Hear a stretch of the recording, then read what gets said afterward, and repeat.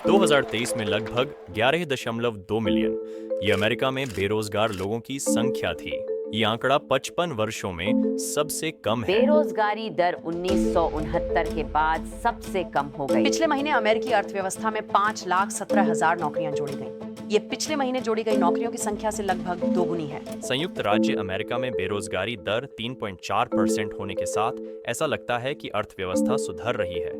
वास्तव में कागज पर नौकरी बाजार अब मजबूत है, क्योंकि जनवरी की रोजगार रिपोर्ट ने भी दिखाया कि 2024 का श्रम बाजार एक ठोस नोट पर शुरू हुआ। हमारे संघ के श्रम बाजार की स्थिति मजबूत है। वास्तव में श्रम विभाग द्वारा बुधवार को जारी किए गए आंकड़े दिखाते हैं कि लगभग हर व्यक्ति जिसने नौकरी छोड़ी या जिसे नौकरी से निकाला गया है, उसके लिए लगभग 2 नौकरियों के अवसर हैं। ठोस डेटा से पता चलता है कि नौकरी का बाजार काफी मजबूत रहा है और वास्तव में काफी लचीला है, खासकर 2023 के बाद जब बड़े पैमाने पर नौकरी से निकाले जाने और मंदी की भविष्यवाणियां की गई। प्रौद्योगिकी में छंटनी जारी है।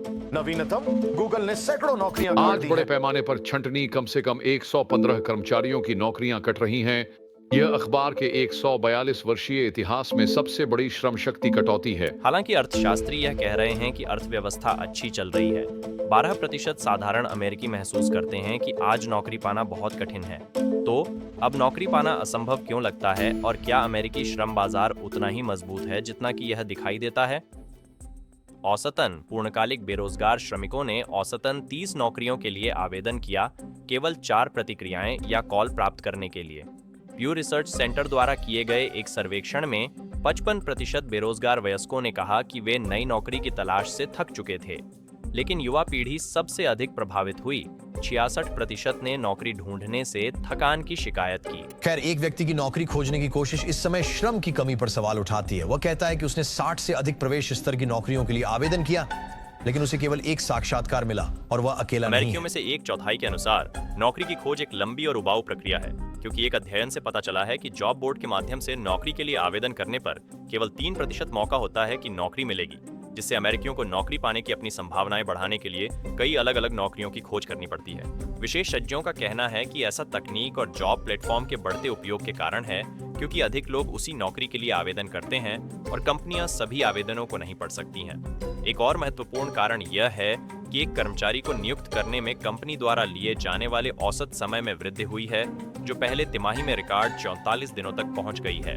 2023 कुछ उद्योगों में, जैसे कि ऊर्जा और रक्षा क्षेत्र में, एक कर्मचारी को नियुक्त करने में 52 से अधिक दिन लग रहे हैं। व्यक्ति कुछ कंपनियां कई राउंड और आकलनों के साथ 5 तक साक्षात्कार कर रही हैं, जिससे अमेरिकी महसूस करते हैं कि आजकल नौकरी पाना लगभग असंभव है और वे सही चल रहे श्रम की कमी का एक और पक्ष है जो आपको यहाँ चौंका सकता है। लाखों योग्य श्रमिक हर दिन नौकरी की तलाश में सड़कों पर उतर रहे हैं, लेकिन उन्हें अस्वीकार कर दिया जा रहा है। हालांकि लाखों नौकरियां उपलब्ध हैं, वहीं लाखों अमेरिकी नौकरियों के लिए आवेदन कर रहे हैं, लेकिन बार बार अस्वीकृति का सामना कर रहे हैं।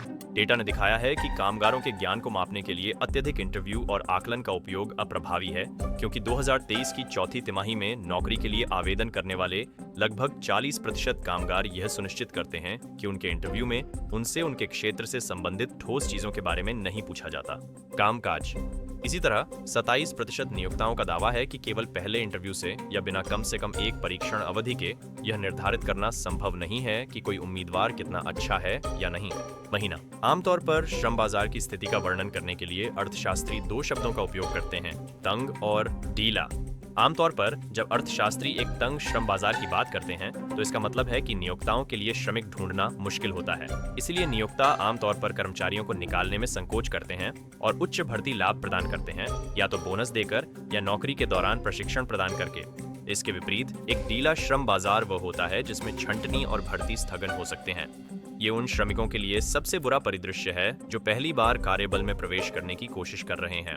युवा लोगों के लिए अपने काम का आनंद लेना या यहाँ तक कि जिस क्षेत्र में उन्होंने शिक्षा प्राप्त की है उसमें काम ढूंढना और भी कठिन होता जा रहा है। कई अर्थशास्त्रियों के अनुसार अमेरिकी श्रम बाजार ढीला है, लेकिन ये समझने के लिए कि ऐसा क्यों है, हमें 2019 में वापस जाना होगा। वायरस के परिणाम स्वरूप हर 7 में से एक छोटा व्यवसाय स्थायी रूप से बंद हो गया है। डिज्नी कर्मचारियों ने एक झापन में सीखा कि हजारों लोग अपनी नौकरियां खो देंगे। और केवल एयरलाइन कर्मचारी ही नहीं जो प्रभावित होंगे, इसके प्रभाव पूरे अर्थव्यवस्था में कोविड-19 महामारी के दौरान लगभग 16% अमेरिकी कामगारों ने अपनी नौकरियां खो दी। हालांकि जैसे जैसे कारोबारी 2021 के अंत तक उभरने लगे, नियोक्ताओं ने रिकॉर्ड स्तर पर भर्ती शुरू कर दी। तो बेहतर वेतन वाली इतनी सारी नौकरी की पेशकशों के साथ अमेरिकी कामगारों ने अपनी पुरानी नौकरियां छोड़ना शुरू कर दिया, जिससे एक घटना उत्पन्न हुई जिसे महान इस्तीफा कहा गया। हालांकि इस इस्तीफे की प्रवृत्ति के परिणाम 2023 के अंत तक दिखाई नहीं दिए थे, जहां कई अर्थशास्त्री बताते हैं कि तब से श्रम बाजार ठंडा हो रहा है। कोविड-19 अमेरिकी श्रमिक बल को प्रभावित करता जा रहा साल है। 2022 में अकेले 1,50,000 टेक कर्मचारियों की छंटनी हुई है। अमेज़न ने आज घोषणा की कि वह 18,000 कर्मचारियों की छंटनी करेगा। वर्षों में ये और खराब हो सकता है। यद्यपि 2023 में तकनीकी क्षेत्र में भारी छंटनी की लहर आई, फिर भी अब तक 2024 में पूरी श्रम बाजार में छंटनी की दर 4% से अधिक नहीं है। हालांकि भर्ती दर भी कम कर दी गई है, जो वर्ष के पहले महीनों में लगभग 5% तक पहुंच गई। कई अर्थशास्त्री इस बात की ओर इशारा करते हैं कि श्रम बाजार में ये ठंडक नियोक्ताओं की अनिश्चितता के कारण भी हो सकती है, क्योंकि 78% नियोक्ताओं का दावा है कि उनके पास कुशल श्रमिकों की संभावित कमी के कारण कर्मचारियों को निकालने को लेकर संदेह है। लेकिन दूसरी ओर इसका मतलब यह भी है कि कई बेरोजगार श्रमिक नौकरी के विकल्पों के बिना रह जाते हैं जिन पर आवेदन किया जा सके, क्योंकि कंपनियों में स्टाफ का आवागमन कम है। इस बीच एक लिंक्डइन अनुसंधान ने पाया कि आवेदकों द्वारा अमेरिका में नौकरी खोजने की तीव्रता 2023 में पिछले वर्ष की तुलना में 27% बढ़ गई। वर्ष आंकड़ों के अनुसार 2022 में लिंक्डइन मंच पर हर सक्रिय आवेदक के लिए एक खुली नौकरी थी। 2023 तक अनुपात 1 नौकरी प्रति 2 सक्रिय आवेदक हो गया। और लाखों लोग अभी भी काम की तलाश में हैं, लेकिन कुछ नियोक्ताओं का कहना है कि उन्हें कुछ नौकरियों के लिए पर्याप्त कुशल कार्यकर्ता नहीं मिल रहे। विशेषज्ञ आश्वस्त करते हैं कि श्रम बाजार का ठंडा पड़ना अभी चिंता का कारण नहीं है, क्योंकि वे आश्वस्त करते हैं कि महामारी के बाद हुई बड़े पैमाने पर भर्ती की लहर के बाद वर्तमान श्रम बाजार कमजोर दिखता है। लेकिन यह नहीं है।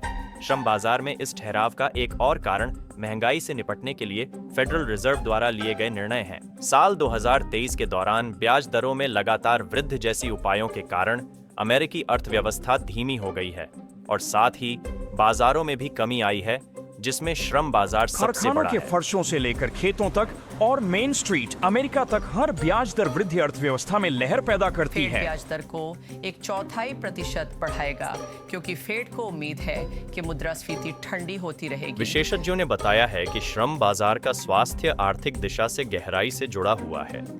सन 2024 में महत्वपूर्ण धीमापन या मंदी में प्रवेश श्रम बाजार की दृढ़ता को दर्शाएगा, लेकिन यह व्यापक आर्थिक स्थिति को अनदेखा नहीं कर पाएगा। रुझान हालांकि अर्थव्यवस्था के बारे में कुछ आशावाद है, इसका मतलब यह नहीं है कि नौकरी खोजना आसान हो जाता है। प्रक्रिया वर्तमान स्थिति को एक बड़ी संख्या में अमेरिकियों द्वारा साझा किया जाता है, जो आमतौर पर अर्थव्यवस्था की प्रचलित परिस्थितियों का प्रतिबिंब है, और यह एक अलग या व्यक्तिगत स्थिति नहीं है। अनिश्चितता जैसी चीजें, साथ ही नियोक्ताओं की भर्ती प्रथाओं से संबंधित विशेषताएं श्रम बाजार परिदृश्य की जटिलता में योगदान करती हैं, जिससे आज अमेरिकी लोगों के लिए नौकरी पाना आसान कार्य नहीं है। इकोनॉमी मीडिया में आपकी राय हमारे लिए महत्वपूर्ण है। सब्सक्राइब करें और नीचे दिए गए टिप्पणियों में हमें अपनी राय बताएं।